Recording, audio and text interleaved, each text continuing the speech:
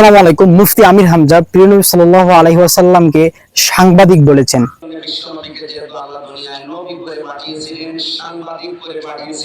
বিশেষ করে মুফতি আমির হামজা যে সাংবাদিক বলেছেন, এটার পরে আজাদ সাহেব ইনি আবার মুফতি আমির হামজার বক্তব্যকে কেন্দ্র করে তিনি আবার সাপোর্ট করেছেন যে নবী শব্দের অর্থ বার্তাবাহক, অতএব নবীকে সাংবাদিক বলা যেতে পারে।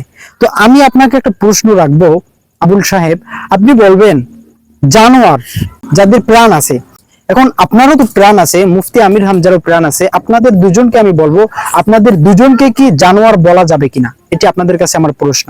আর মুফতি আমির হামজা আমাদের প্রিয় নবী সাল্লাল্লাহু আলাইহি ওয়াসাল্লামকে সাংবাদিক বলেছেন, তিনি ক্ষমা চেয়েছেন।